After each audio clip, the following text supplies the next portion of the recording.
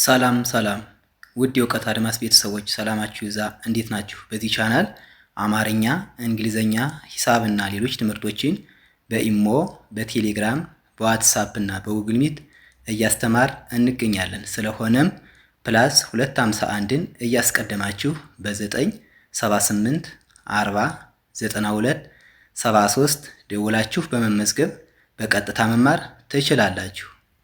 ወደ ዛሬ ክላሳችን ሳልፍ ከዘ እስከ ዞ ቃላትን እየመሰረትን የመሰረትናቸውን ቃላትንም በእንግሊዘኛ ከኤ እስከ ዜድ ያሉ ሌተሮችን ተጠቅመን የምንጽፍ ነው የሚሆነው። ስለዚህ ሁላችሁም ሀሳባችሁን ሰብሰብ አድርጋችሁ ደብተርና እስክሪብቶ ይዛችሁ እንዲሁም ቪዲዮውን እያቆማችሁ በመጻፍ ተከታተሉኝ። ወደ ክላሳችን ሳልፍ ዘ በዘ የመሰረትነው ቃል ዘረኛ ዘረኛ ዘረኛ ዘና ረ ከየቤተሰባቸው የመጀመሪያ ሲሆኑ ኛ ከየቤተሰብ አራተኛ። እነዚህ ሶስት ፊደላት በአንድ ላይ ዘረኛ ዘረኛ የሚል ቃል ይሰጡናል ማለት ነው። ዘ በሚለው ዘረኛ የሚል ቃል መሰረት ማለት ነው። ዘረኛ ብለን በእንግሊዘኛ ሌተሮችን ተጠቅመን ስንጽፍ ዜድኢ እንደ ዘ ይነበባል። አርኢ አሁንም እንደ ረ፣ ጂኤንኤ እንደኛ በአንድ ላይ ሲነበቡ ዘረኛ ዘረኛ ብለን ስንጽፍ በእንግሊዘኛ ሌተሮችን ተጠቅመን ይህን ይመስላል ማለት ነው። በዙ የመሰረትነው ቃል ዙፋን ዙፋን ዙፋን ዙ ከዘ ቤተሰብ ሁለተኛ፣ ፋ ከፈ ቤተሰብ አራተኛ፣ ን ከነ ቤተሰብ ስድስተኛ። እነዚህ ሶስት ፊደላት በአንድ ላይ ዙፋን ዙፋን የሚል ቃል ይሰጡናል ማለት ነው። ዙ በሚለው ዙፋን የሚል ቃል መሰረት ማለት ነው። ዙፋን ብለን እንግሊዘኛ ሌተሮችን ተጠቅመን ለመጻፍ ስንፈልግ ዜድዩ እንደ ዙ፣ ኤፍኤ እንደ ፋ፣ ኤን እንደ ን በአንድ ላይ ስናነብ ዙፋን ዙፋን ብለን በእንግሊዘኛ ሌተሮችን ተጠቅመን ስንጽፍ ይህን ይመስላል ማለት ነው። በዚህ የመሰረትነው ቃል ዚፕ ዚፕ ዚፕ ዚ ከዘ ቤተሰብ ሶስተኛ፣ ፕ ከፐ ቤተሰብ ስድስተኛ። እነዚህ ሁለት ፊደላትን በአንድ ላይ ስናጣምር ዚፕ ዚፕ የሚል ቃል እናገኛለን ማለት ነው። ዚፕ ብለን እንግሊዘኛ ሌተሮችን ተጠቅመን ስንጽፍ ዜድ አይ እንደዚህ ይነበባል። ፒ እንደ ፕ ምክንያቱም ፕ ስድስተኛ ቤተሰብ ስለሆነች ስድስተኛ ቤተሰቦች ደግሞ አናባቢ አይወስዱም ማለት ነው። ስለዚህ ፒን ብቻ ተጠቀን ማለት ነው። ዚፕ ብለን ስንጽፍ ይህን ይመስላል ማለት ነው። በዛ የመሰረትነው ቃል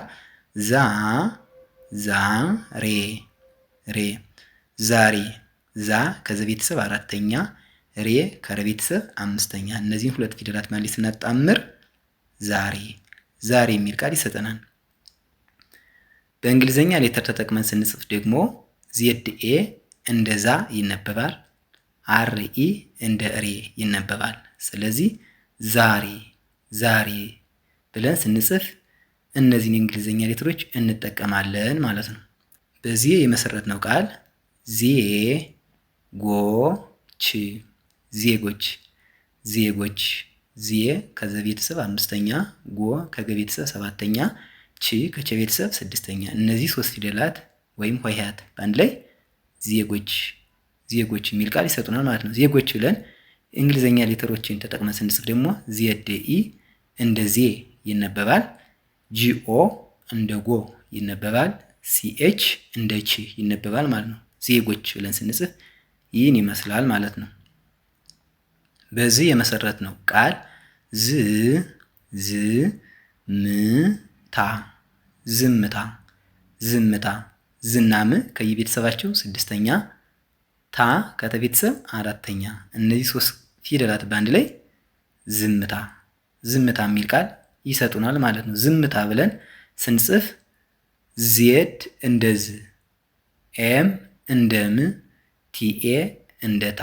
ምክንያቱም ዜድ እና ኤም ለምን አናባቢ የላቸውም ካል ዝና ም ስንል ስድስተኛ ቤተሰብ ስለሆኑ አናባቢ አንጠቀምም ማለት ነው። ስለዚህ ዝምታ ብለን ስንጽፍ ይህን ይመስላል ማለት ነው።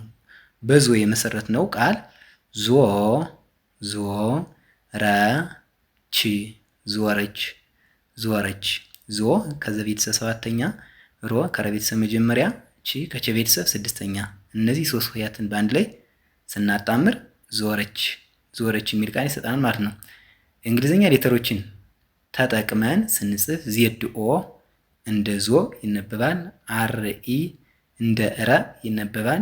ሲኤች እንደ ች ይነበባል ማለት ነው። ስለዚህ ዞረች ብለን በእንግሊዝኛ ሌተሮች ስንጽፍ ይህን ይመስላል ማለት ነው። የዛሬ ክላሳችን ይህን ይመስላል። ቪዲዮውን እያያችሁ ላይክ፣ ሼር፣ ሰብስክራይብ በማድረግ ቤተሰብ ሁኑ። መማር የምትፈልጉ ስልካችን ከቪዲዮ በታች ስላለ በሱ ደውላችሁ መማር ትችላላችሁ ማለት ነው። በቀጣይ እስክንገናኝ ድረስ ሰላማችሁ ይብዛ። ሰላም ሁኑ። ቻው